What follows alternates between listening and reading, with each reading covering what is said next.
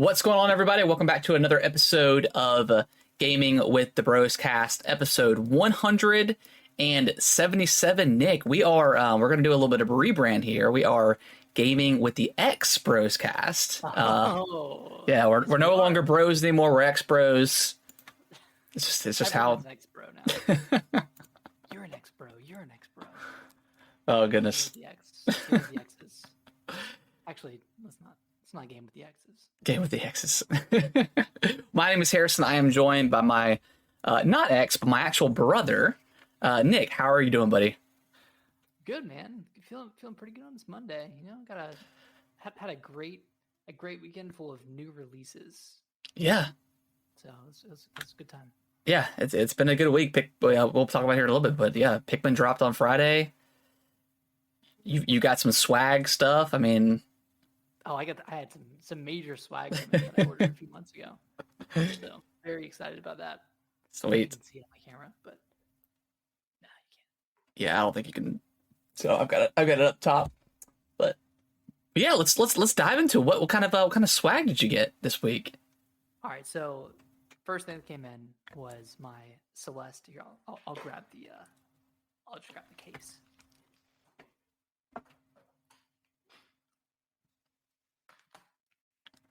Okay, we got and this is just the case for it, but the Celeste.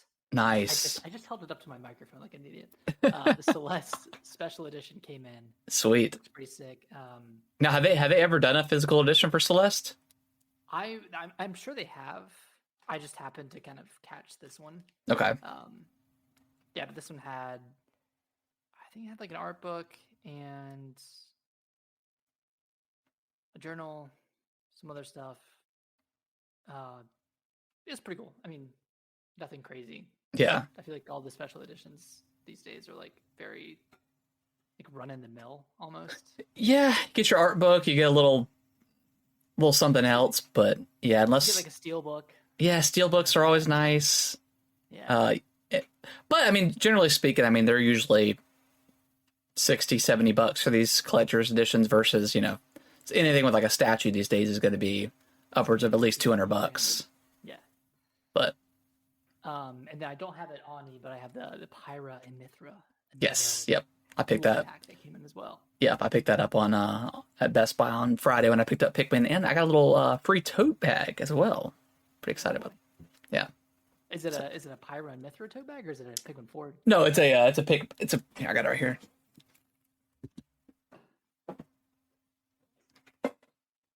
Cool. Oh, beautiful. Little tote bag. Little toady ody. I like it. You're gonna carry some stuff. Carry all those Pikmin around. Yeah, little pre-order bonus for pre-ordering at Best Buy. It was either that or I think the water bottle was at Walmart or Target. I was like, I don't need another water bottle. Yeah. I also don't need a tote bag, but hey, you can always use another tote bag. That is true. Yeah. Well, sweet. Any other swag did you get this weekend? Not gaming related, but I got Lydia's. It's a band. I got one of their first albums, Illuminate, on vinyl. Oh, okay. Okay? I thought I saw you post the tweet. I thought that maybe had came with the Celeste. I thought that was a Celeste soundtrack. No. Okay. Yeah, separate thing, but cool. Yeah, I ordered all these things in like February or March. Oh wow! Just all came at the same time. Yeah, the same week, which is cool. Nice. Yeah, that's all my swag I got this week. Sweet. Heck yeah. Harrison, shall we dive into our weekends? Because I'm pretty excited to talk about. Yeah, you took the challenge. I took the challenge. I survived Barbenheimer 2023. All right. So sell me on, because honestly, I don't think I've seen clips and like just random like 20-second ads for Barbie, and really the same with Oppenheimer. I haven't really seen much on it other than like when I don't know when oh gosh, was it Benjamin? No, it was not Benjamin Franklin. Who was it? Einstein. He popped up on the screen, and all the people were like cheering and screaming, and I was like, this is not like a Marvel cameo. This is a real person, like in a.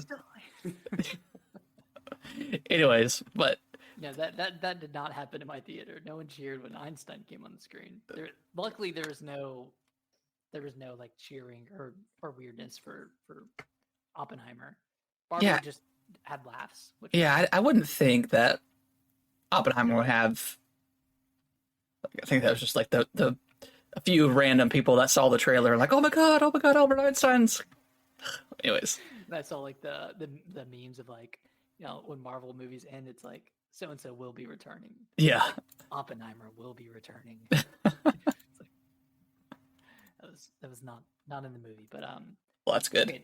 So to sell you on Oppenheimer, Okay, it's a 3-hour biopic about Robert Oppenheimer, who was the creator of the atomic bomb, and the movie kind of progresses throughout his life, and you kind of see how he gets to where he ends up being, which is the kind of the head of the Trinity test, which is the test for the first atomic bombs, and they made the bombs that were dropped on Hiroshima and Nagasaki. yeah, So that's like a heavily featured point of that movie, is just like getting up to that point and then kind of seeing like the desolation of what mankind can create, yeah, and kind of the effects of that on the future of society. So it kind of like delves into that, and I don't know, it's really hard to sell this movie because it's not an action movie. It's very like serious and very thought provoking, but it's really engaging, and even though it's a 3-hour runtime, it's very quick. yeah, Like it quickly like goes through all of Oppenheimer's life from college until late in his life, and every actress in the movie is phenomenal. Cillian Murphy is fantastic. Robert Downey Jr. is incredible. I mean, everyone. yeah. It's got a ton of like Even a Josh list. Peck is in the movie. Yeah, Like, it's got a ton of actors in there. Just ton of yeah, yeah, yeah. They yeah. all I want to have see it. varying screen time, but How does this? I mean, 'cause this is Christopher Nolan's like first movie based on a true story, right?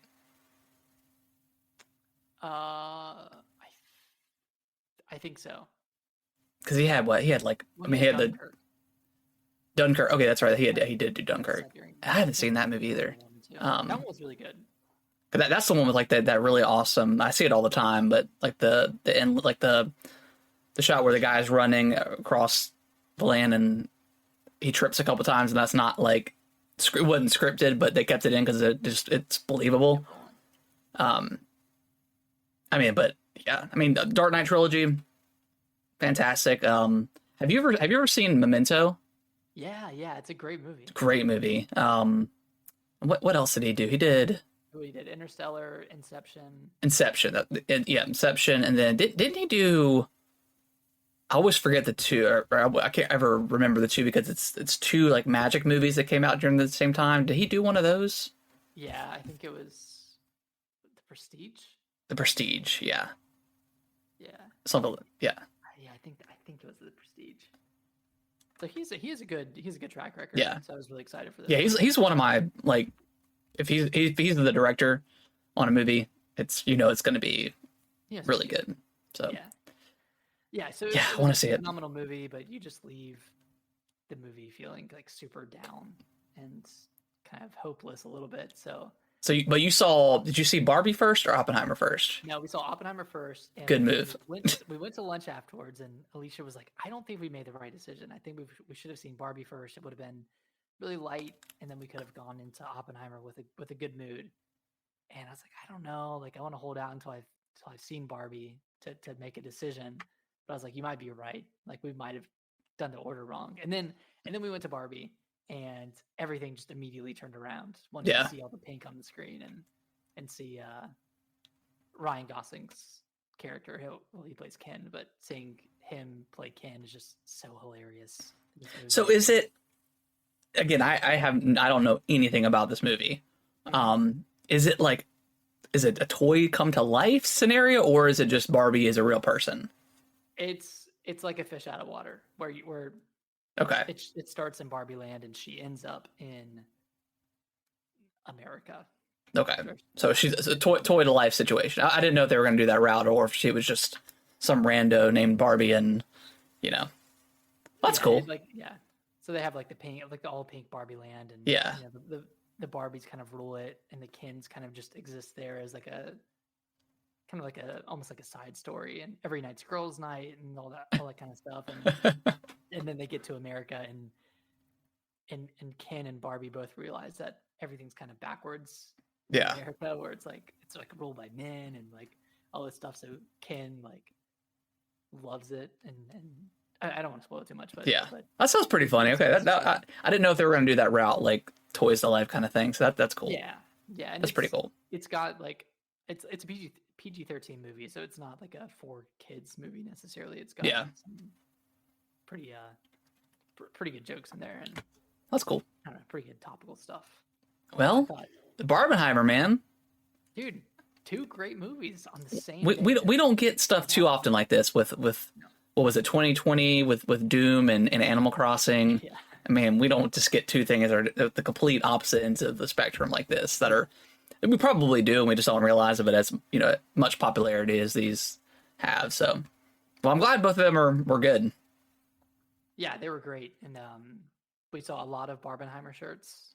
Really? In the theater. Wow. The theaters were completely packed, like even for the 11 a.m. movie. I wonder if these movies were to release on separate times, I wonder if they wouldn't, because they both did pretty well at the box office. I wonder if they would not have done as well. Because I think so many people were just wanted to be part of that zeitgeist of the Barbenheimer, release weekend.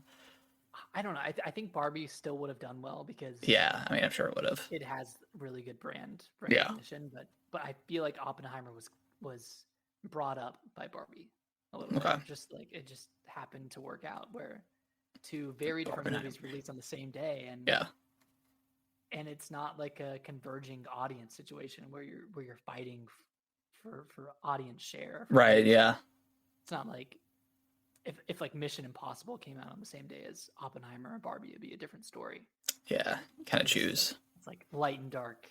It's just the perfect combination. Barbenheimer. That's funny. Well, I'm glad they're really good. I do want to see it. Maybe I don't know. Maybe I'll go on Thursday because we still don't have our just to dive into my week. Our kids are in Florida with our mom and our grandma. They'll be gone for about 10 days or so, but so yeah, maybe we'll go Thursday. Maybe we'll go see Barbie. I don't know if Brittany would want to see Oppenheimer. I don't know, but I do want to see him. Either way, I feel like you both are gonna love Barbie. Yeah, it's gonna be great. Oppenheimer, maybe not, but I don't know. Once you get into it, it's really good. And I'll probably wait because I don't think she's gonna want to see that. I'll probably wait for it to come out on like HBO Max or sorry Max, and go from there. I did see that one in IMAX, and which one? Oppenheimer. Okay. I think this is one of the first IMAX movies. It was shot in like 7K or something ridiculous, like 17K or something. Yeah. Which I don't even know what that means at this point, but well, it looked beautiful, and it sounded like a nuclear bomb had been dropped on us in the theater because it was just so incredibly loud. In a cool way, like in a very immersive 4D type of way. Yeah. So, strongly recommend. Sweet. Well, glad they were both good. I mean, they both. I mean, IGN gave it a 10, and I think they gave Barbie a 9. So both super excellent movies. So that's awesome. Cool. Well, I didn't really do much this week. Brittany and I we did go out on Friday. We went to like our local bar and stuff that has like pool tables and stuff like that, and hung out there. And Uh, got a little bit too messed up. Oh man, really? Well, it's one of those things where we got there. We're like, all right, we should eat, and we did. After about an hour, we got like some like they had this restaurant has some really good like fried pickles, and we got that and like some tater tots. Yeah. And then we ordered some wings, so we got them to go. But then we got back to the house. We're like, no, we still got some stuff in the fridge. Let's continue. Let's keep it rolling. And I think we were up till like 3 a.m. or something. Oh my god. You guys need to eat food, man. You guys just get a burger or something. Just We do it every single time. I don't know why. oh, it's like, oh, we'll get wings. I'm Yeah. not gonna eat the wings. We got wings and we took them home. We just didn't eat them immediately. We didn't eat them at all. We woke up the next day and we're like, See, that's damn. the problem. You can't get it to go. You gotta eat it there. But they were delicious though, even the next day. But yeah, that was pretty much our weekend. Just kind of hung out on Saturday, made some burgers and stuff. And then Sunday played a lot of Pikmin. A lot of Pikmin. But Nick, I'm excited for GalaxyCon on Yeah, Saturday. Next weekend. Yeah, this weekend. This weekend. Sorry, I always say next weekend when I'm talking about this. Yeah, I know. I don't know if Antoine's coming because he didn't get his tickets and it's completely sold out. Because I told him, I was like, dude, you need to buy your tickets. Like they're gonna be sold out. And it's like I don't know if you can buy them by the door or not. And then sure enough, like Saturday we're looking at it and I was like, dude, they're sold out. I don't And know then what you're gonna do. And then I called him today, or I called the GalaxyCon today, and they were like, no, if they're sold out online, we're not selling them at the door. Okay. So Well, you can always try to get them on like Facebook Marketplace or something. yeah, that Brittany was looking at that, and I said, well, maybe like people will be selling them outside the venue. You're probably going to pay some extra cash for them. Yeah. So I don't know if he's coming with us or not because I know we're probably all of us are going to go out Friday and eat some dinner. So I don't know if he's coming or not, but I'll let you know. Yeah, just let me know. Either way. Because his son lives in Raleigh too, so he could always hang out. His son was going to go, but I mean he could always hang out with him or something. But Yeah. but yeah, Nick, you wanna dive into talk about some Pikmin? I do want to talk about Pikmin. Okay, sweet. I really do. How many hours have you put in it post demo? My playtime was like 17 hours. Oh my god, you played a lot this weekend. That's including the demo. So whatever, like, because it counts it from when you started the demo. Okay. I'd finished it. You finished the game? Yeah. Well, Oh there's my there's an extensive post game, Okay. but I got all the collectibles in the areas. Like I 100%ed each of the areas up until the last one, and then there's more to do essentially after that. I'm not trying to get too spoilery, but that's what I'm doing now. Is doing the post game stuff. Which Okay. feels kind of like an extension of the main story, but Okay. but credits rolled. So God, yeah. I thought this game was a lot longer than that. Well, I rolled credits at about 17 hours. 17 hours. That's Okay, it's pretty long, and that's pretty long. you could I bet you could mainline it in 8 hours if you didn't go for 100% in each area. Yeah. But it all depends on how you play. Yeah. But yeah, I think I just because I haven't played any today, but yeah, I 100% the very first area, and then I think I'm at like 60% on the second area, and I haven't gotten to the third area yet. But Okay. yeah, I mean, I love it so far. I think I haven't seen all the Pikmin. I think I got water, electric, fire, and then ice. So I know there's quite a few that I haven't gone to, but yeah, I mean, I'm loving the environments. Like it's a beautiful game. Seeing all like collecting all the Nintendo like Game Boys and stuff is super cool to see those pop up. Yeah. But yeah, I mean, as far as like, and I haven't played a regular Pikmin game in so long, I don't know entirely what's new outside of like Ochi, the dog. Because you said the sub level stuff was in 3, right?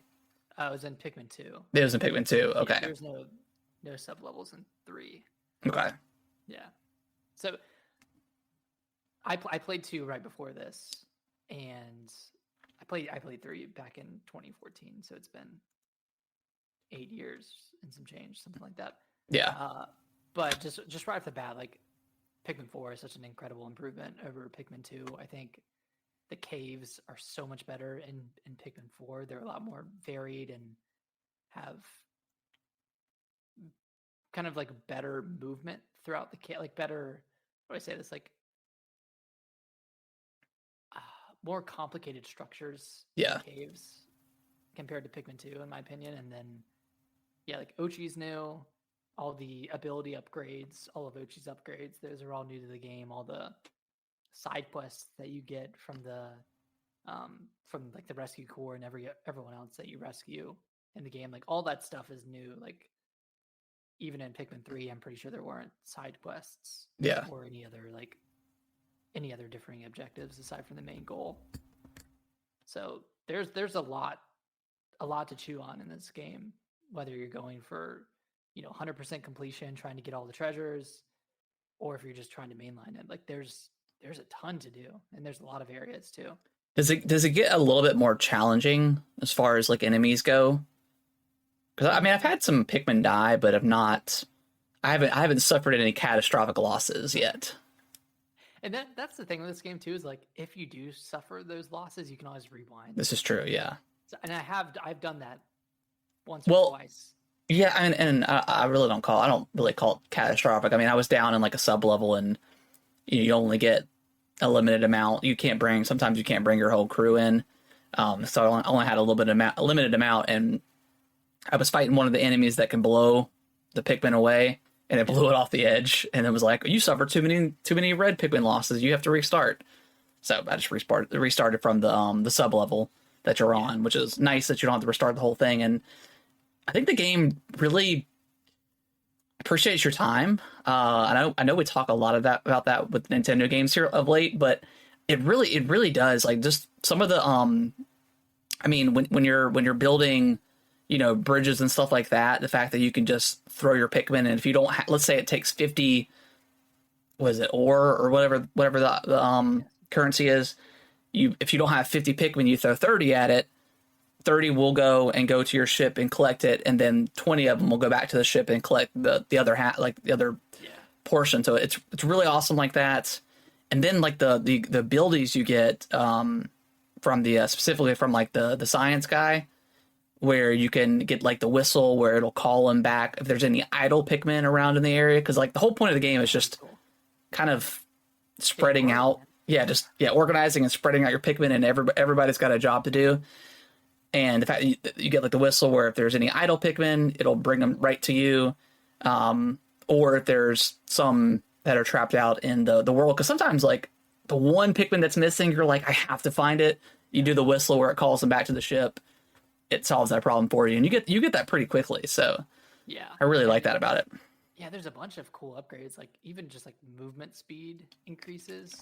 Yeah. That's a good upgrade as well. Like, I don't know, there's a ton of quality of life stuff in this game. Like even things as simple as the game telling you when something is done building. Like, oh, your Pikmin has finished this over there. It's like, oh, great. Yeah. Like, and then you call them back Yeah. Yeah. So there's just a ton. Like, I don't know. It feels like they've improved on everything. Yeah. And then have an Ochi like be able to do a specific sense. So if you're like, oh, I want to find, some treasure, or if I want to find a Pikmin variety or whatever it is, you can do that. And because I was in the first area and I was at 99%, and I was like, man, I know exactly which one you look for. I was like, man, where is this? And I used his ability. He took me right to the spot where it was like a dig, and otherwise you could not see it unless you were to just happen to walk over and it says like A to dig or something like that. So I did that and I got it. I was like, man, that's really smart. So yeah. They don't want you to like wait around too long, which is really cool. Like, they really respect your time in this game, which is sometimes a difficult thing to find. In games today. So the only problem I have with that statement is all of the text. There's a lot of text. Like even just going into like talking to the scientists to upgrade your equipment. Like he has a little quip that he says every single time before you upgrade. Yeah. Same for upgrading Ochi or training Ochi. It's like do you really need to have this text every time? Like, I get it. Yeah. And then like when you're out in battle and one of your Pikmin gets caught on fire or one of your Pikmin falls in the water, it's like, oh, your Pikmin's in the water. It's like, Yeah, it's like I see it. I see it. I hear him screaming. So like, it's that kind of stuff that makes me believe that this game is definitely geared towards like to newcomers to gaming or to younger audience. Because I don't know, I wish you could turn some of that off, but yeah, and it may be kind of hard to do because at least like for the most part you can skip every single cutscene, like going flying from area to area. I kind of wish like especially in like Tears of the Kingdom, there's just so many cutscenes between like finding a shrine, entering the shrine. Like if you could just go into the menu and say, all right, turn off cutscenes for shrines, this and this and this, that would be really nice.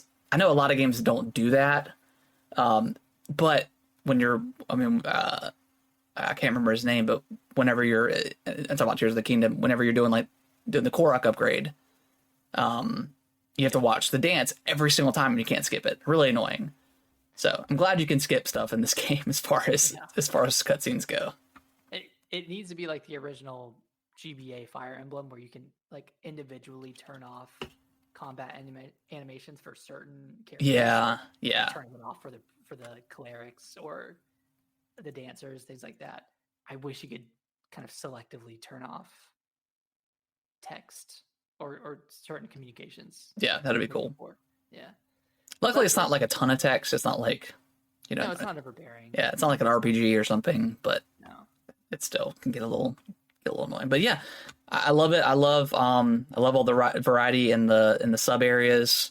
I love so far I've only seen 2, but it's like well, I guess there's, no, I think it's 2, right? It's the when you start getting introduced to the Dandori, and you go in there and he's like, oh well, you have to collect all the, I don't know, the stuff, and I can't remember what is it. It's not the ore stuff. I think it's the what's the currency to upgrade your ship? Sparklium. Sparklium. I think it's maybe that. I think it's just like an arbitrary goal of like you need 200 blank. Yeah. 200 points to. Gotcha. Okay. To get bronze. But yeah, you start out with like 5 Pikmin, and you have to strategically kind of go around the map to get more. And then there's also just tons of stuff like, it's like, all right, well, am I going to spend 2 minutes destroying this wall, or maybe I can take the long way around or something like that. That's really cool. And then they have like the versus battle, which I think you can do that like in regular multiplayer too. That one's cool. I don't like the fact that it cuts your screen in half. I think that's really annoying. That's a weird choice because I'm never looking at the right side of the screen. I don't Yeah. know what they're doing. I'm just doing me, man.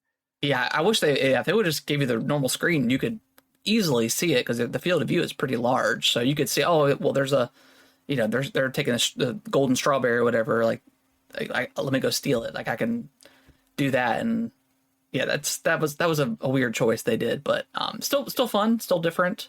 But yeah, I'm loving it so far. Yeah, it's really great. And to answer your question on difficulty, I don't think it gets that much more difficult. Okay, that's fine. Especially when you're upgrading Ochi and making him more powerful. Oh, he's ridiculous. I got him at like 100 Pikmin, so he can just pretty much pull anything. Oh my god, mine's at 20. Yeah, I went immediately into like the strength, and then I'm started to upgrade his attacks a little bit, so he's a little bit stronger. But okay. Yeah, I mainly did the bash. Like okay. Whatever you call it, I think it's called the bash. That one's really good too. Yeah, and then like all your Pikmin onto them. Yeah, and then having the Pikmin ride on you at all times, like that's really convenient, and being able to just send specific Pikmin out. I mean, I'm sure that's in the other games too, but all really cool stuff. Yeah. But yeah, I'm liking it. Nice. Glad you're loving it. I'll just finish up what I've been playing. I said I wasn't playing any more Halo last week. I kind of got back into it this week. I figured out what the problem was. So I normally keep my Xbox in like standby mode, and I think it was causing some sort of issue specifically with Halo, because I was still getting that weird rubber banding. Again, I know we had back when Halo first came out. It was like I was like, what is this? What is this garbage? And people are like, man is introduced to lag. I was like, no, this is not lag. Like this is like rubber banding. It's a different thing. It's the same thing, but it's different. And if you play games long enough, you know the difference. And I kept getting it, and I wasn't sure why. So I was like, well, maybe I went to the Xbox settings. You know, the connection was like perfect. So I was like, well, maybe let's turn off. Let me switch it from standby mode to just regular. Like when it turns off, and that's it. Mm-hmm. I did that, and then it worked just fine. So that's so weird. I don't know if I just got lucky or if that was actually a problem, because I tried looking it up online and nothing was helpful. So evidently I was able to fix it myself. But yeah, weird. It was fun playing some Halo. Now you're liking it again. Yeah, I mean that rubber banding was really annoying because I mean you get like 2 or 3 matches in and it messes with your skill, with your shooting, and then you're losing and then it's not fun. It's crazy how that happens. Yeah, but yeah, played that a little bit. Pretty fun. I still have not picked up the premium battle pass yet. I don't know if I will this time. It's fair. I don't know, but anyways. And then the last game I played, I picked up Attack on Titan 2, the video game. All that. Saw that, yeah. It was on sale for like $30, and it was like the complete edition with like all the DLC and stuff like that. So much like I thought this would be like season 2 Attack on Titan, but it's much like the Dragon Ball games where they always just rehash the same like Dragon Ball story over and over again. So you start like right out of like training in the show, for those who are familiar with it. But once I got used to the controls, because there's kind of a lot going on when you're swinging around the city and stuff. But once you get the controls down, because you don't necessarily get control of them, but you do get like 4 companions at all times for the most part. So you can send, Connie, he's all right. You focus on his legs, Mikasa, you do arms, and then you'll go in for the kill. So you have a little bit of control, and there's some other abilities that they have, like you have a smoke grenade or a flash grenade that you can throw down. But yeah, like zipping through the city on the ODM gear is super fun, and it feels really good.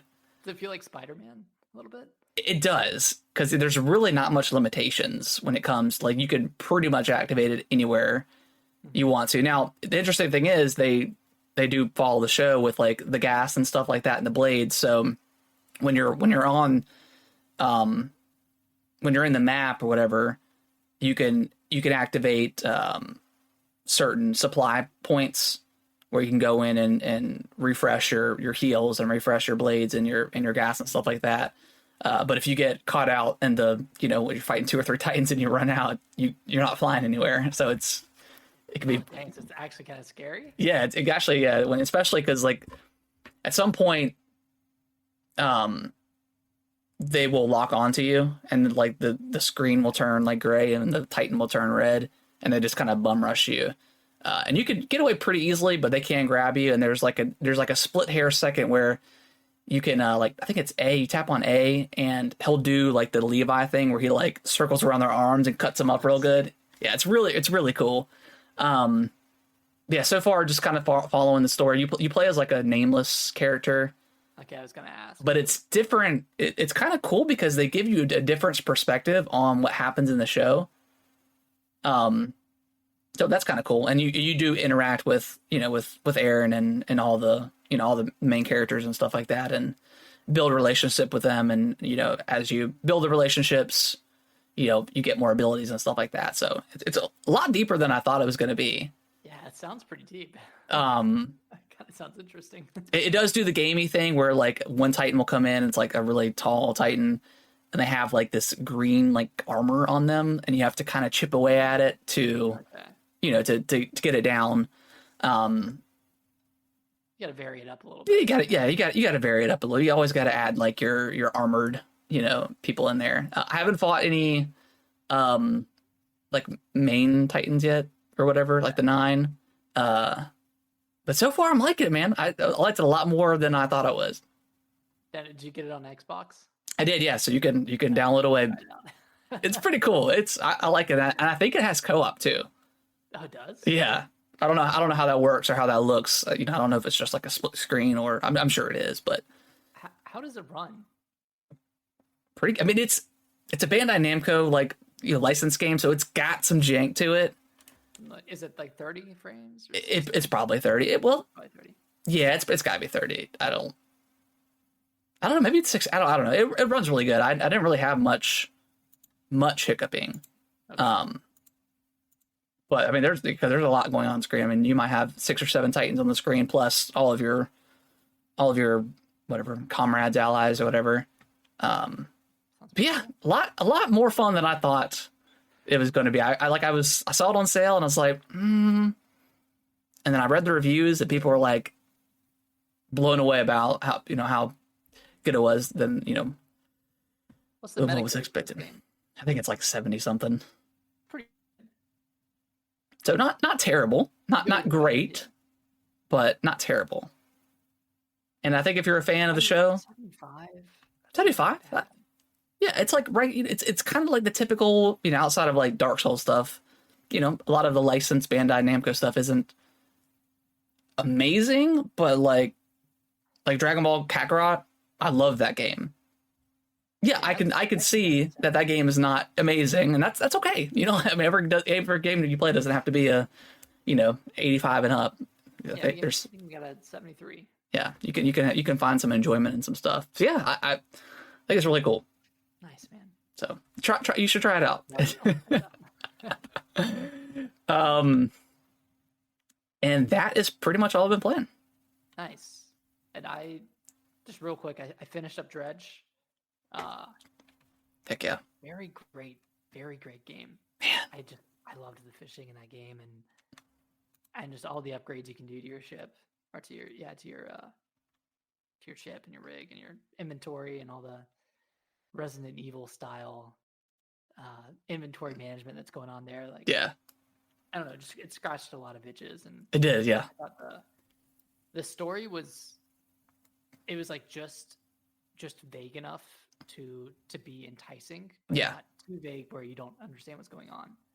Yeah, it's engaging enough to where you want to know what the heck is going on, but also you're not completely lost. Yeah, you're not lost, and you're not constantly getting like lore dumped and stuff like that.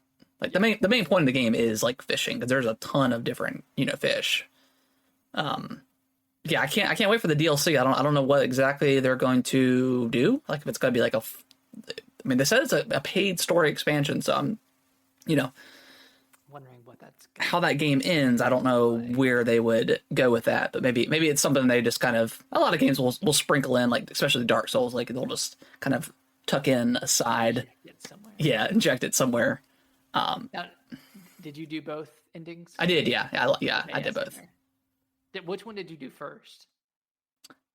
I guess non-spoiler. It's not spoilery, but think I got the good ending first. Okay. I did the bad first. Yeah. I just blindly went with it and did the bad one. So.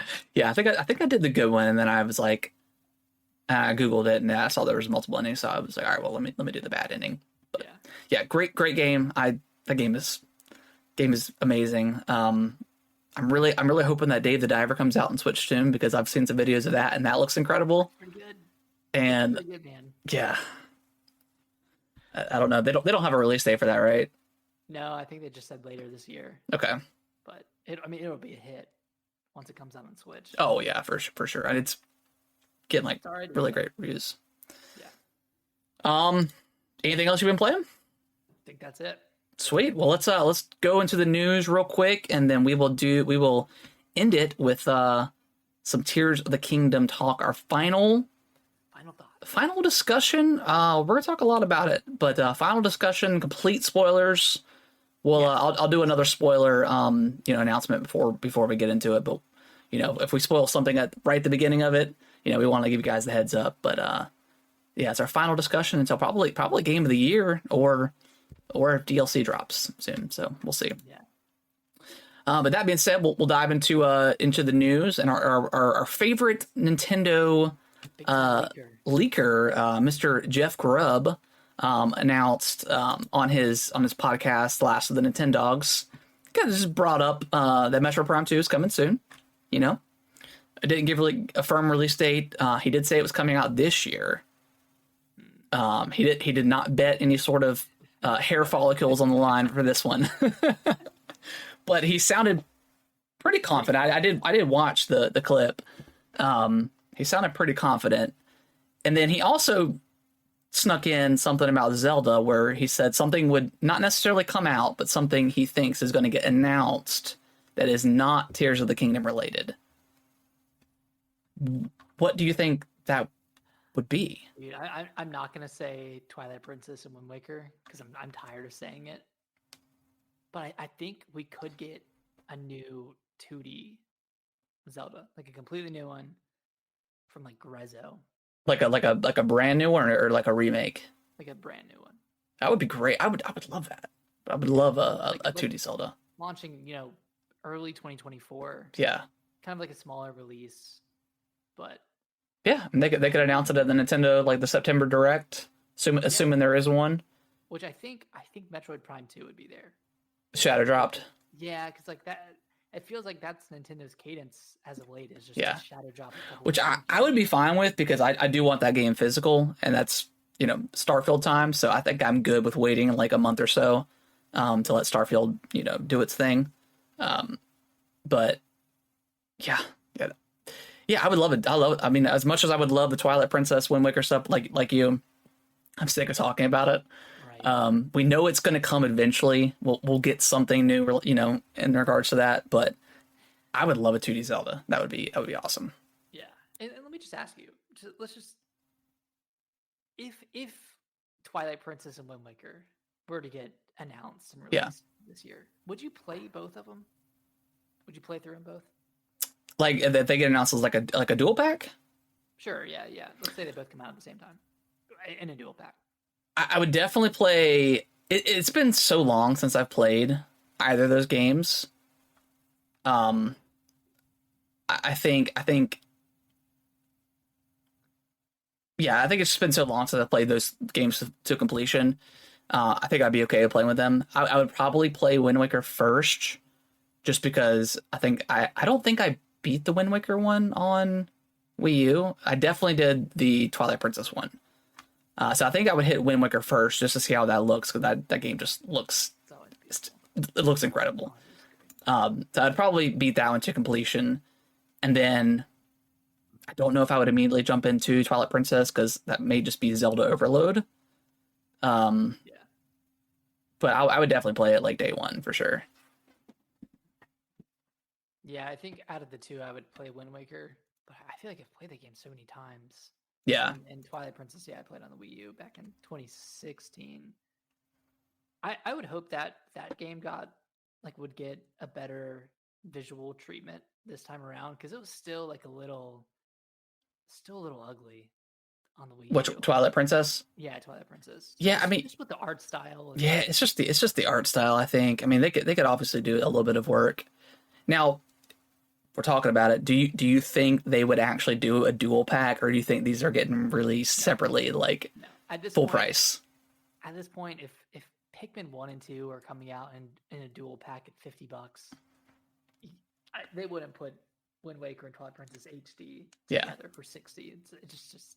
What do you think they do them if they just do the ports from Wii U? And maybe they'll do a little bit of work to them. I don't know. Do you think they would come out like a budget price, like 40, like Metroid Prime, or do you think they're gonna be full 60? I think they would be full, because like a game like. Well, no, I was thinking of Donkey Kong Tropical Freeze, but that was an original game on Wii U. Yeah. Because this would be the third time they've been released, so yeah, maybe they'd be budget at 40 or 50. I'll give you Skyward Sword, at 60, because that game was 11 years or something. Yeah. Post, so cool. GameCube and Wii game, like GameCube and GameCube/Wii games. So they're pretty old.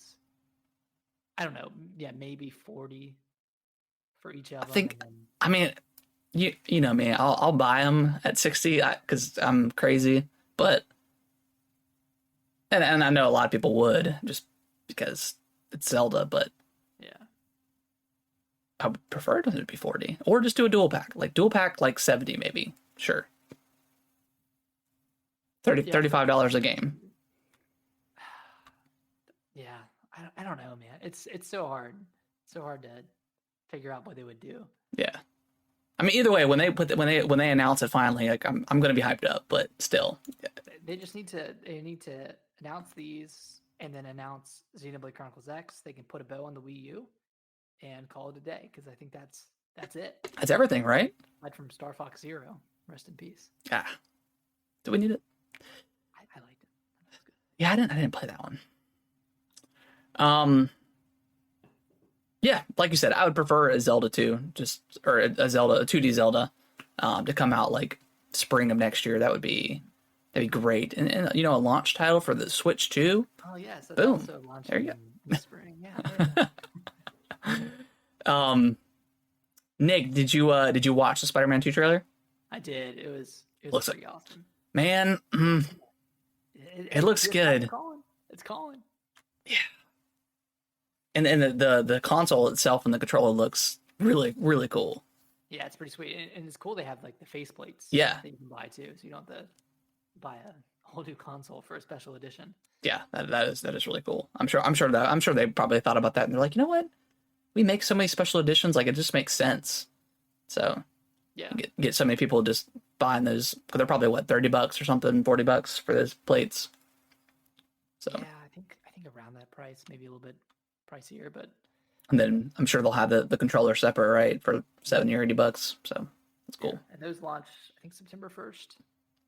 So. Oh wow. Okay. Oh yeah. Okay. Before Starfield. Yeah, because the game comes out October 20th. Yeah, because that's I think the same day as Super Mario Wonder. Yeah. Jeez. That'll be fun. I want to play Spider-Man. It looks really good. It does. Yeah. I don't even know what to say about it, but it just looks incredible. I mean, it looks like a really great Spider-Man story. Insomniac is an insane developer. I don't know how they pump out so many games and have them all be like super high quality, but yeah, man, they're like a top tier developer. Yeah, I need to play Miles first. I think that's one thing I want to do before it comes out. Yeah, because I think the game's pretty short compared to regular Spider-Man. I don't think I would 100% it like I did base Spider-Man. But yeah, cool. Nick, did you look at the leaks for the PlayStation Q?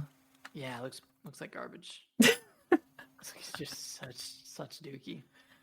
So bad. I mean, the leaks, unlike the well, let me pause for a second. Did you see the Nintendo Switch 2 quote unquote leak? Yeah. That random Twitter guy was like saying was real, and he's like, it's coming tomorrow, announcement tomorrow. And then nothing showed up, of course. So the actual UI, I really liked the concept that he made, with like the game. Did you see like the video of it, like the Switch card going in and then it like pops into the screen? Like I thought the UI was neat, but the controller looked really stupid. See, I'm almost the opposite. I thought the UI was there was too much going on and it needed to be more snappy and instantaneous. Okay. That switching over was slower than the Switch, so it didn't make sense to have. Are you talking about from like it switching from when it was docked? Yeah, like going into the pipe. That was slow. Yeah, that was too slow. But I'm talking about when they inserted the Switch card, like the game card into it, and then it popped down. Like I thought that was kind of cool. I don't know. I thought the controllers looked a little bit more comfy, and from the looks of it, looked like you could adjust where the Joy-Cons were sitting. It did. Cool idea, but it's always so funny with these like mock-up builds or like these guess, whatever you want to call it. They're always so round. Like everything is so round. Do you expect things to look like that in reality? No. Although maybe if stuff was more round, it'd be more comfortable. I don't know. But I mean that's definitely the case for controllers. Yeah. Like if the Joy-Con was like a little bit rounder, then you could grip it, or if it just had like grips on the side. I mean, you have like the Satisfy grip or whatever it's Yeah. called, like that, kind of like something like that, but just the actual controller is that size. Yeah. That'd be cool. Good. I don't know. I wanted to believe it just because I want the Switch 2 to be announced. Yeah. But I was too skeptical. Yeah. I was like, there's no way they're announcing this thing in July. No. But I don't know. Anyways, yeah, the PlayStation Q, it continues to look ridiculous. I'm really interested in the price. Then that's the thing, is like the screen, like the OLED screen is probably gonna be really nice. You know, in game wise, they could maybe do some cool things with it. Probably not, but they could, like, you know, like the Wii U. But I think it's gonna be like $300. I really do. Yeah. 250, 300. I mean, if this thing comes out in as much as a Switch, I mean, that's just that. You can't take it out of your house. Like, come on. That's just that Sony greed, man. Like getting to the Apple levels of absurdity with their prices. Hubert's coming out. Yeah, even $200. I'm like, that's still kind of pushing it. Like 150, okay, but yeah, it's like the only use case I could see is if someone has a family that really likes watching TV, and they only have like, and they typically game in the living room or something like that, and then you just play it on your handheld. What's up, Kaylee? Really Kaylee, what's up? In Florida? Down in Florida. But yeah, that's really the only use case, is if someone was like in a big family or something and they wanted to watch TV. I don't know. But how often did that happen? Were you ever in a scenario where you're playing the Wii U and somebody wants to watch TV and you're like, oh, let me switch it to the tablet and play? Once, maybe? No, if anything, I would bring my Wii U around and just plug it up and play on my Wii U. Yeah. Pad. But I never had to switch from the TV because someone wanted to play. I've done that with the Switch. Yeah. But that's a completely different thing than the PSQ or whatever it's called. Yeah, Project Q. Yeah. Project Q. I don't know. It looks crazy. But I'm curious to see what that pricing is. But yeah, it can't be more than 300. And if it's at 300, that's ridiculous. Yeah, I'm thinking 300. $299 is what it'll be. It's because of the OLED screen. Yeah, and it's got haptic feedback. I mean, it's got all the features of the controller with a 8-inch LCD screen. So just, I don't know, just release like a controller with like a attachable phone thing, phone or iPad grip, that you can just attach your iPad and stream it. Like it's. I mean, they have the backbone that's PlayStation branded. I don't know what they're doing then. I don't know. All right, well, that's the end of the news, and that was kind of the length of a normal podcast. So, if you guys are not sticking around for it, I don't know. I may divvy it up. Yeah, we might need to split it up to 2 episodes. So, I'll have everything uploaded at the same time. So we're gonna have our normal podcast that we just went through, and then we'll have our bonus cast with our Zelda. The bonus. So definitely check that out. We're fully spoiling everything Tears of the Kingdom related. So we will see you guys in that episode. Bye bye. Bye bye.